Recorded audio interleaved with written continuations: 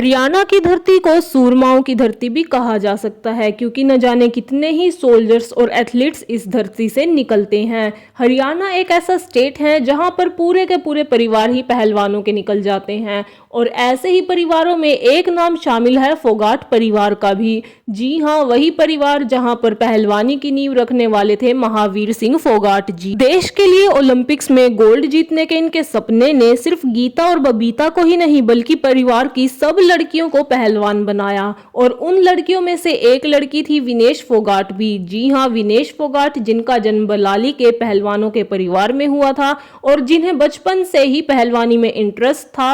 आज हम उन्हीं के बारे में बात करने वाले हैं कि कैसे उन्होंने बचपन के इस इंटरेस्ट को अपनी लाइफ के पैशन में बदला और कैसे वो सिर्फ थोड़े से वेट के चलते इंडिया के लिए गोल्ड लाने से चूकी, लेकिन फिर भी इंडिया को एक बहुत ही नायाब हीरा मिल गया। विनेश फोगाट का जन्म बलाली में ही महावीर सिंह जी के भाई के घर हुआ था और विनेश को बचपन से ही पहलवानी और कुश्ती में बहुत ज्यादा इंटरेस्ट था और यही एक कारण था कि महावीर सिंह जी उनके और उनकी बहनों के ट्रेनर रहे हैं और वो शुरुआत से ही उन्हें पहलवानी के लिए ट्रेन करते आए हैं। विनेश फोगाट ने अपने करियर की शुरुआत की थी लोकल कॉम्पिटिशन से, जहां पर वो सबके साथ कुश्ती लड़ती और उनसे जीतती भी और ऐसा करते करते जल्दी ही विनेश ने नेशनल लेवल पर भी अपना नाम कमा लिया। लेकिन उनकी असली पहचान उन्हें तब मिली जब 2013 के एशियन कुश्ती चैंपियनशिप में उन्होंने सिल्वर मेडल हासिल किया और 2016 में उन्होंने रियो ओलंपिक्स के लिए क्वालिफाई किया। हालांकि वो चोट की वजह से रियो ओलंपिक्स में खेल नहीं पाई थी।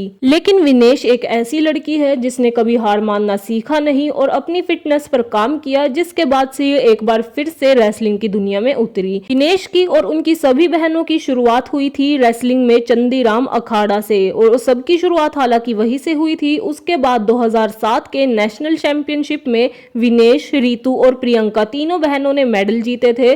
तब सबको ये पता चल गया था कि गीता बबीता के साथ विनेश फोगाट भी देश के लिए कुछ ना कुछ कर सकती है।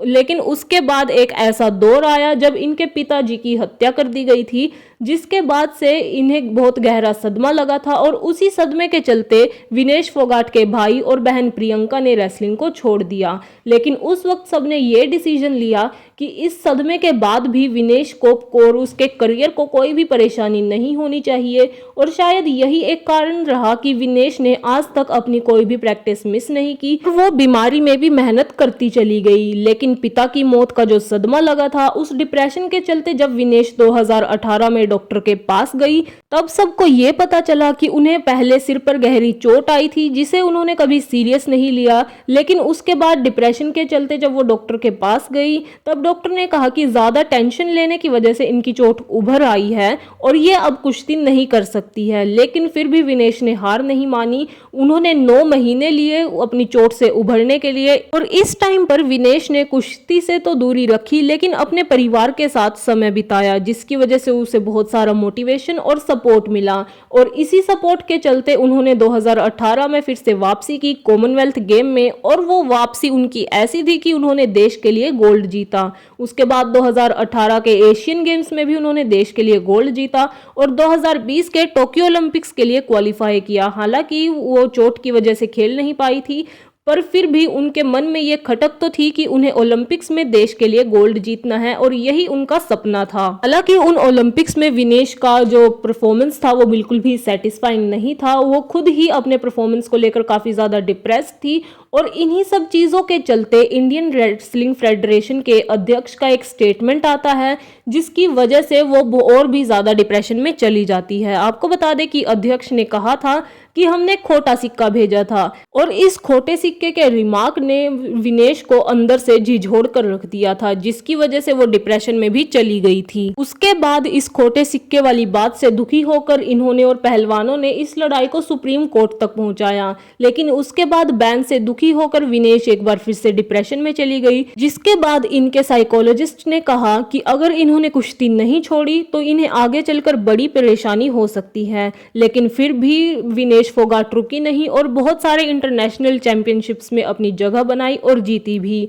उसके बाद विनेश फोगाट ने 2024 के पेरिस ओलंपिक्स में क्वालिफाई किया, जहां पर इनका सिल्वर मेडल तो पक्का हो चुका था और हो सकता है कि ये गोल्ड भी जीत ही जाती। लेकिन वो 100 ग्राम वजन की कहानी तो आज हर कोई जानता है, जिसकी वजह से इन्हें पूरे के पूरे कंपटीशन से ही डिस्क्वालीफाई कर दिया गया था। गोल्ड तो क्या, इनसे सिल्वर भी छीन लिया गया था। हालांकि विनेश फोगाट उस कंपटीशन में गोल्ड तो जीत नहीं पाई, लेकिन विनेश ने पूरे देश का और करोड़ों लोगों का दिल जीता था। देश इन्हें उसके बाद से गोल्डन गर्ल और जेम न जाने ऐसे कितने नामों से नवाजने लगा था और पूरे देश को इन पर गर्व होने लगा था। तो ये थी कहानी विनेश फोगाट के अखाड़ों से ओलंपिक्स तक के सफर की। वीडियो अगर पसंद आई हो तो इसे लाइक जरूर करें और चैनल को सब्सक्राइब जरूर करें। धन्यवाद।